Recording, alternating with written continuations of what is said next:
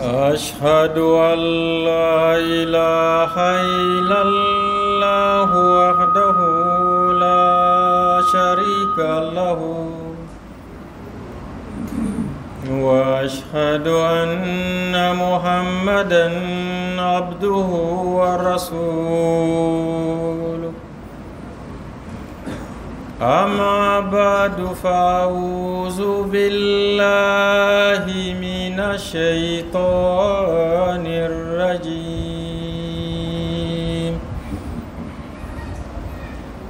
بسم الله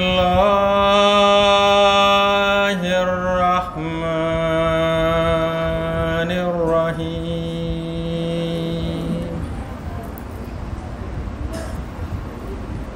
الحمد لله رب العالمين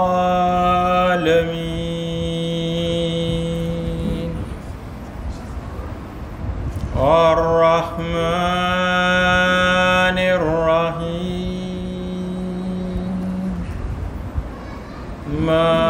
مالك يوم الدين إياك نعبد وإياك نستعين اهدنا الصراط المستقيم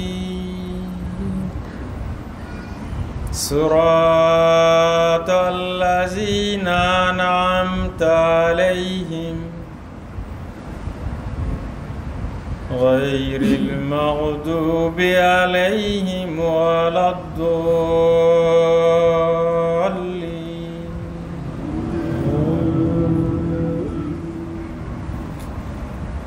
بسم الله الرحمن الرحيم وإن المساجد لله فلا تدعوا مع الله أحدا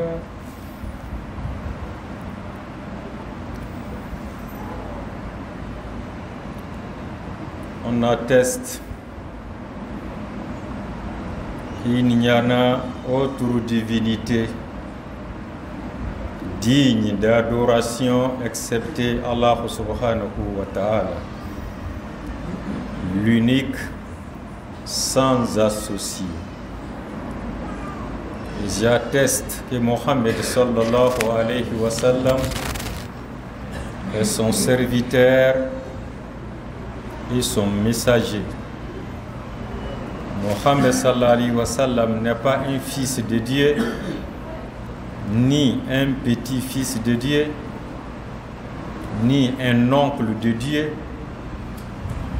ni un neveu de Dieu, mais il est le serviteur et messager de Allah subhanahu wa ta'ala. Et on cherche le refuge auprès de Allah subhanahu wa ta'ala contre le Satan, l'éloigné de la grâce divine, qui a été expulsé dans le jardin terrestre, et non pas comme les gens le pensent, la majorité des personnes, que Adam résidait dans le paradis céleste, mais il s'agissait ici d'un paradis terrestre.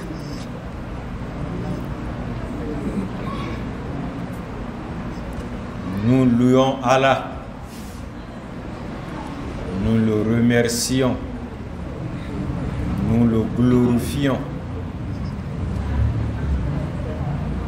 Allah subhanahu wa ta'ala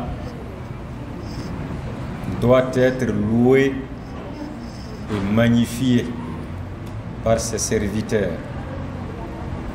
Nous ne sommes pas les seules créatures de Allah subhanahu wa ta'ala. La nature elle-même loue Allah. Pas seulement que nous sommes des musulmans, la nature elle-même est musulmane. La nature est soumise à la volonté de Allah subhanahu wa ta'ala. Aujourd'hui, c'est un jour mémorable. Le 23 9e mois 2022,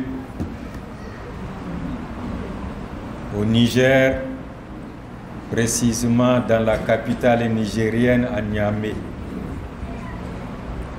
où la communauté islamique Muhammadiyya a pu réaliser un centre islamique, une mosquée,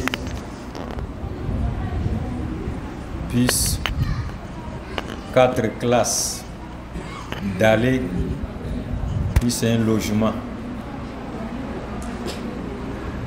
À cette occasion, nous nous sommes réunis ici ce matin pour glorifier Allah subhanahu wa ta'ala et le magnifier. On le glorifie d'abord, Allah qui a fait de nous des êtres humains. Il pouvait faire de nous autrement que ça. On pouvait devenir des pierres, des cailloux ou des montagnes. Sinon les montagnes aussi louent Allah. Soit fait de nous des arbres qui ne bougent pas, des plantes. Sinon les plantes aussi louent Allah. Soit fait de nous des animaux qui mangent, qui boivent et qui dorment, mais qui ne s'habillent pas. Mais Dieu a fait de nous des êtres parfaits, le meilleur des créatures. On loue Allah pour ça. En deuxième lieu, on loue Allah qui a fait de nous des musulmans. Ce n'est pas parce que nous sommes des connaissants ou des connaisseurs, ou bien des savants ou des sachants, mais c'est la grâce d'Allah qui nous a conduits vers l'islam. D'autres sont nés, trouvé leurs pères et grands-pères étaient déjà des musulmans. Ils n'ont ménagé aucun effort pour devenir musulmans. Ils sont nés automatiquement musulmans. D'autres ont fait des recherches pour faire la découverte de la véracité de l'islam avant de devenir des musulmans. Ce n'est pas parce que nous sommes intellectuels ou bien intelligents qui a fait de nous des musulmans, c'est une grâce divine. Il y a des gens qui ont pu arranger des engins volants tels que des avions. D'autres ont fait des voitures. La télévision, ceux-là ne sont pas des sottes personnes, sont très intelligents. Mais n'ont pas pu comprendre l'unicité de Allah et ni la véracité de l'islam, ni même l'apostolat de Mohammed sallallahu alayhi wa sallam. Ni connaître que le Saint-Coran est vraiment le livre révélé émanant de Allah subhanahu wa ta'ala. Mais nous qui ne pouvons même pas faire des aiguilles, quand ils nous donnent des fers pour qu'on puisse transformer des aiguilles, on ne sait pas comment transformer. C'est que quelle intelligence que nous possédons. Mais Allah nous a dotés de quelque chose qui nous a permis de comprendre que Allah existe, sans toutefois le voir avec l'œil nu. Connaître que Mohammed sallallahu alayhi wa sallam a été envoyé par ce même Dieu sans qu'on le voie. Connaître que le Saint-Coran est la parole de Allah subhanahu wa ta'ala, tandis que ça n'a pas été révélé à notre présence.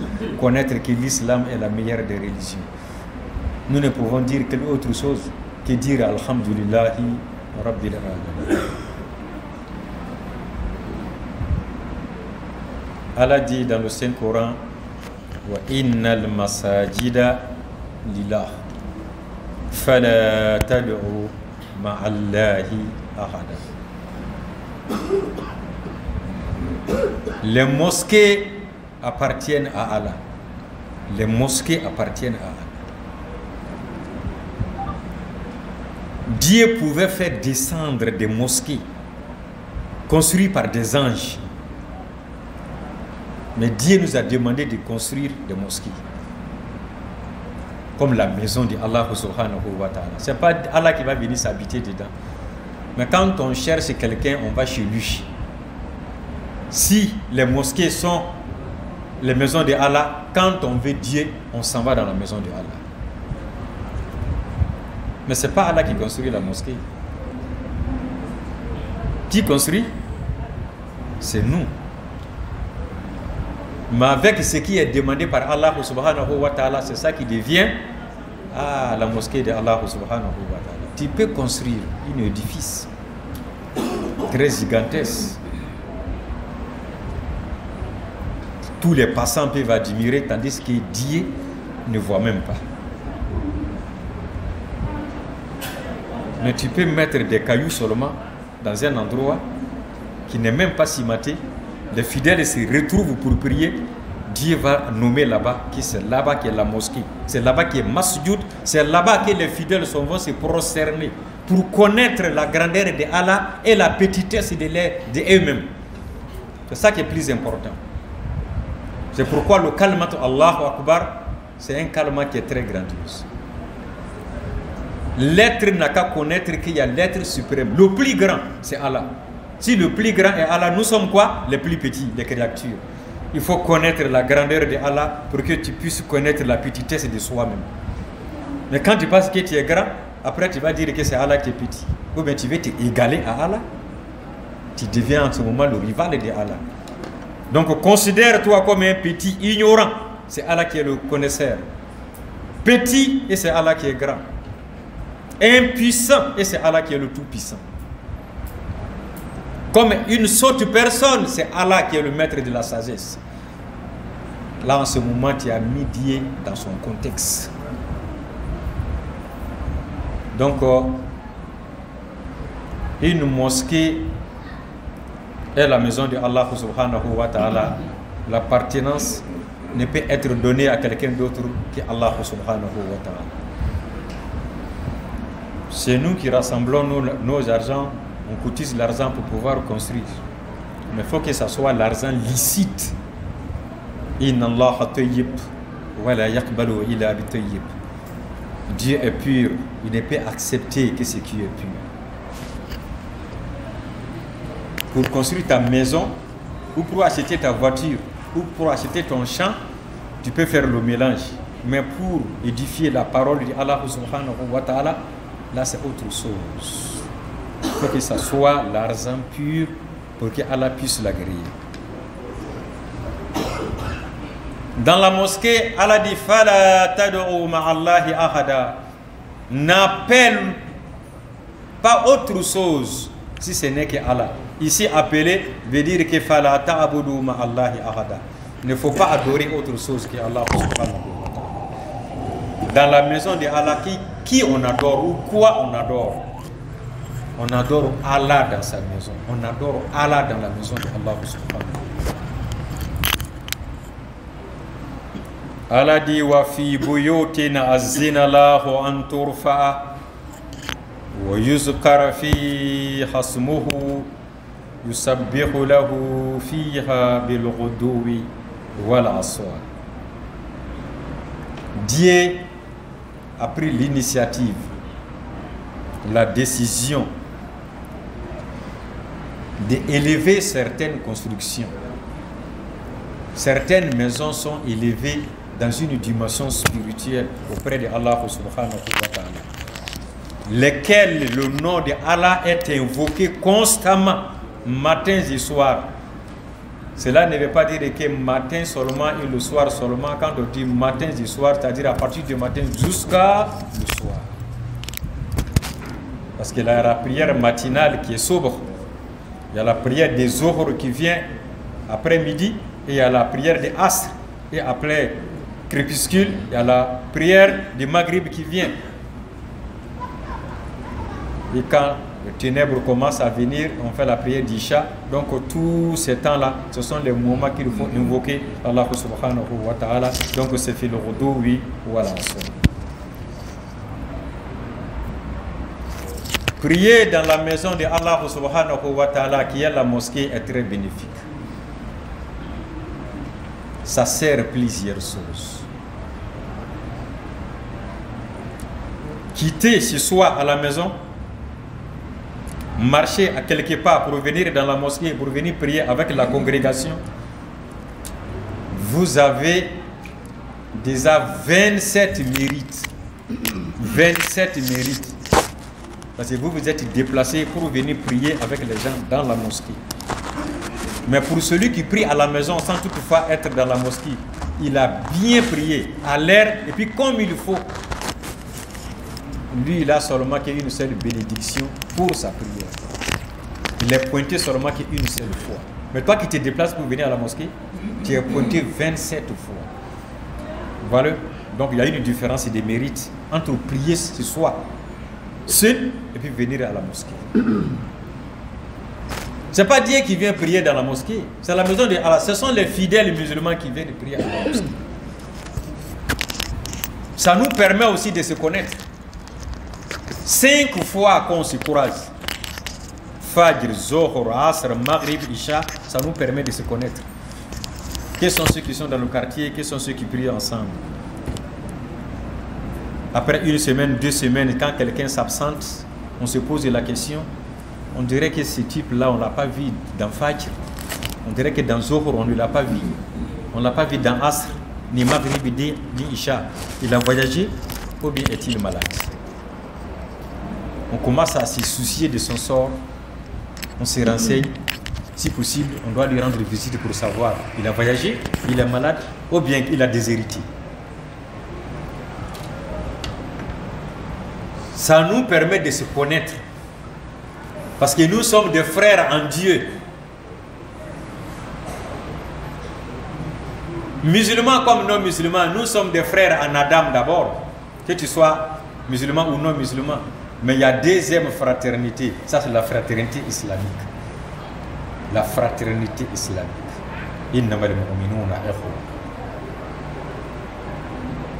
Les croyants sont des frères. Ils sont des frères en Allah. Ils sont des frères en islam. Quand il y a un frère ou une sœur qui s'absente, on doit se poser 1001 questions. Qu'est-ce qu'il ne va pas? Il a voyagé? Il est malade? Il a déshérité? Il y a quoi? Donc ça nous permet de se mélanger. Ça nous permet de se côtoyer. Ça nous permet de savoir le problème de l'un et de l'autre. La mosquée, c'est un endroit que les musulmans doivent se retrouver pour la prière. La mosquée est très apte pour la prière. C'est là-bas qu'on prie. C'est là-bas qu'on vient faire le sujoud, mettre sa face contre le sol. L'endroit le plus élevé de l'homme. Quand quelqu'un veut s'enorgueillir, il soulève le front. Mettre le front à terre pour le maître qui l'a créé. C'est ça qui est la position de la soumission. C'est ça qui est masjid. C'est le djamou qui est le masajid. Un endroit où on ne parle plus de l'orgueil. On met son orgueil à la maison et puis on vient en tant que le serviteur de Allah dans la mosquée. On ne vient pas dire que ma mère est plus meilleure que le papa que ce type. Je suis noble et lui là c'est un esclave. Je suis le patron et celui-là c'est un manœuvre. Non. Inna akramakum indallahi atqakum. Le plus meilleur parmi vous, c'est celui qui a la crainte. Et cette crainte-là se trouve où? C'est caché, car Allah même est caché. Ce sont les choses cachées qui se connaissent et qui connaissent où est-ce qu'ils se trouvent. C'est la crainte de Allah. C'est dans le cœur qu'Allah loge. Allah n'est pas dans le ciel, ni dans la terre, ni dans la mer, mais dans le cœur du fidèle. C'est plus grand que les montagnes, c'est plus grand que le ciel et la terre. Le cœur des croyants, c'est là-bas qu'Allah réside. La mosquée est faite pour la prière, nous devons prier. Pas seulement la prière. C'est fait aussi pour tilawat al-Qur'an, pour la récitation du Saint-Coran. On doit avoir des Corans dans la mosquée. Pour celui qui veut lire le Coran, qu'il vienne lire. C'est très important. C'est un lieu pour ça. La mosquée nous sert d'un endroit de zikr pour se rappeler de Allah subhanahu wa ta'ala. Beaucoup de subhanallah, walhamdulillah, wa la ilaha illallah, Allahu akbar, astaghfirullah. Ça nous sert pour ça. Ça nous sert aussi un endroit de prêche. Quand quelqu'un veut prêcher, il vient dans la mosquée, les fidèles se retrouvent, il leur parle la parole de Allah. Ordonner le bien et décourager le mal. La mosquée est une école. On enseigne de grandes personnes et les enfants et les femmes. C'est un endroit qu'il faut recevoir les enseignements islamiques. Donc ça nous sert d'une école. Cela n'empêche que dans une mosquée, on peut faire le mariage comme ce qu'on a fait ce matin. Célébrer le mariage dans une mosquée. C'est très net. Les musulmans se retrouvent là-bas. On célèbre le mariage. Ça peut être un endroit aussi pour al-aqiqa, al-tasmiya. 7e jour après l'accouchement, on vient faire le baptême ou bien al-aqiqa, on vient donner un nom au bébé, raser ses cheveux et puis immoler un animal si possible. La mosquée est bien pour ça. Ça peut servir aussi de janaza, lointain comme près. Si quelqu'un meurt, peut-être le jour du vendredi, on peut amener le corps, même dans la mosquée, pour prier sur lui. Quelqu'un peut mourir ici à Niamey, ou bien à Abidjan, ou à Bamako, ou à Ouaga, ou ailleurs, ou bien en Europe, ou en Amérique.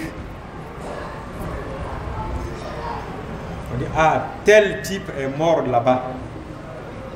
On annonce. L'imam fait salatul janazat al-ghaiba. Le corps n'est pas en face, mais on prie sur le corps indirectement. Peut-être déjà le mort a été enterré en Arabie Saoudite. Ça vaut une semaine, on se retrouve et puis on prie sur le corps. Ça peut servir de ça aussi. Pendant les 10 dernières nuits du mois du Ramadan, ce qui est appelé communément al-i'tiqaf et le qiyamul layl. Le i'tikaf, pour ceux qui se déménagent dans la mosquée pour les 10 dernières nuits, un retrait spirituel complètement dans la mosquée. Pour ceux qui ne peuvent pas faire cela, chaque nuit ils viennent prier dans la mosquée qui est qiyamul layl. C'est très important, la mosquée sert de ça aussi. Donc la mosquée, c'est un endroit où on se retrouve et où on échange. La mosquée est très importante dans la vie d'un musulman. C'est pourquoi Mohammed al-Mustafa sallallahu alayhi wa sallam dit La salata li jari al-masjid illa fil masjid. Aucune prière n'a de valeur à côté d'une mosquée si ce n'est pas dans cette mosquée. Parce que c'est la mosquée qui est construite pour la prière. Quelqu'un qui est à côté de la mosquée et puis il ne veut pas prier dans la mosquée, où il veut prier? C'est pourquoi un jour un aveugle avait dit au meilleur des créatures, Mohammed sallallahu alayhi wa sallam, que lui n'a pas quelqu'un pour lui conduire à la mosquée. Il est aveugle. Puisqu'on pouvait lui permettre de prier à la maison, Mohammed sallallahu alayhi wa sallam dit, écoutez, c'est quoi qui est plus normal que ça? Tu peux prier à la maison. Quand le Messie a donné d'eau, il partait. Il dit, hop, appelez-moi ce monsieur. Il est revenu. Il dit, mais quand on fait azan, est-ce que tu entends? Dans la mosquée, quand on fait azan, tu entends? Il dit, oui, j'entends. Il dit, débrouille-toi. Débrouille-toi pour que tu puisses venir assister. Débrouille-toi. Un aveugle dit, débrouille-toi. Mais nous qui ne sommes pas des aveugles, si la mosquée est peut-être à 100 mètres de nous, Si on veut prier à la maison, on dit qu'on n'est pas aveugle. Où on se met? Jugeons nous-mêmes. Qu'est-ce qu'on veut dire? L'aveugle doit venir prier dans la mosquée. Et toi, tu n'es pas handicapé physique. Toi, tu ne veux pas prier. Pourtant, ton problème, c'est quoi? Pose-toi la question, qu'est-ce qui ne va pas?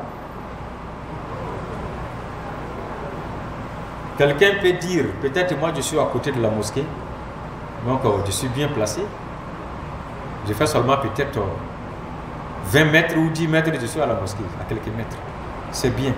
Mais quelqu'un qui est encore à 200 ou 500 mètres de la mosquée, quand lui, il veut venir dans la mosquée, tous les pas qu'il pose jusqu'à la mosquée, tout est pointé comme bénédiction.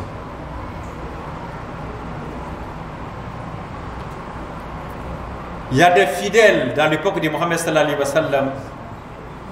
Leur souhait ardent était de s'habiter à côté de la mosquée du Saint-Prophète pour ne pas manquer l'heure de la prière. Mais quand il a dit ceux qui sont loin de la mosquée, et puis ils vont se déplacer pour se décaracasser pour venir à la mosquée, ils sont encore plus bénéfiques. Les gens se disaient, écoutez, moi je vais m'éloigner pour que je puisse avoir cette bénédiction. Tellement qu'ils savaient, et puis ils étaient gourmands de la grâce divine. Leur gourmandisme, là, c'était le gourmandisme de la grâce divine. Ils ne veulent pas manquer cela. Soyons aussi gourmands positifs de la grâce divine. Mais qu'est-ce qu'il ne doit pas se faire dans une mosquée? Il y a des paroles malsaines.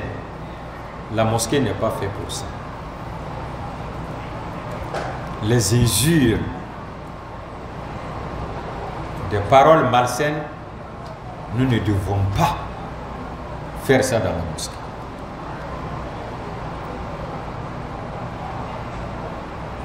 Les palabres, ça ne doit pas servir un endroit de discorde pour venir se quereller dans la mosquée. Même en parlant dans la mosquée, on est dans la maison de Allah, on doit parler avec la basse voix, Tu n'oses pas aller chez le président dans son palais pour aller te comporter comme un bédouin, en train de crier comme si tu pâturais tes animaux. Quelqu'un va te dire, mais écoutez, tu ne sais pas où tu te trouves. Même dans un simple bureau d'un commis, tu ne vas pas te mettre à crier. À plus forte raison, dans la demeure de Allah subhanahu wa ta'ala. Donc on doit être poli. Quand on est dans la mosquée, on doit être poli. Mets-toi en idée que tu es venu dans la maison de Dieu. C'est que Dieu se trouve dans sa maison. Dieu se trouve dans toi-même.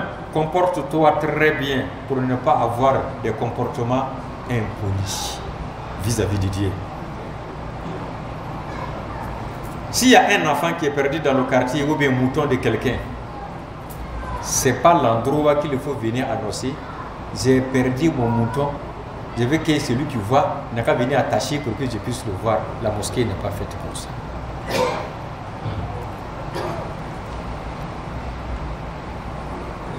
La mosquée ne doit pas servir aussi comme un marché pour venir faire la vente et les achats. Ça ne se fait pas au sein d'une mosquée. Quand on veut acheter quelque chose ou vendre, ça se fait en dehors, mais non au sein de la mosquée. On peut juger quelqu'un dans une mosquée. Il y a un problème entre deux personnes, on peut les juger dans une mosquée.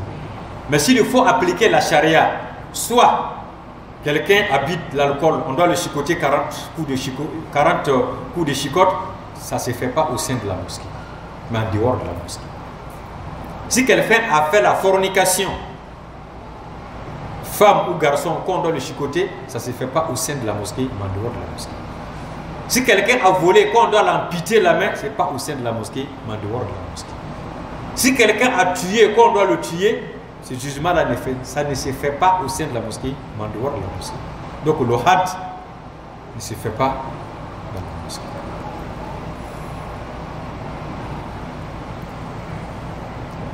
Dans l'état de l'impureté, on ne doit pas rentrer dans la mosquée. C'est la maison de Dieu, il faut respecter Dieu. Dans le cas de l'impureté, on ne doit pas rentrer dans la mosquée. C'est-à-dire que quelqu'un qui est dans le janaba, avant de rentrer dans la mosquée, il faut te purifier d'abord. S'il n'y a pas de l'eau, il faut faire tayammum avant de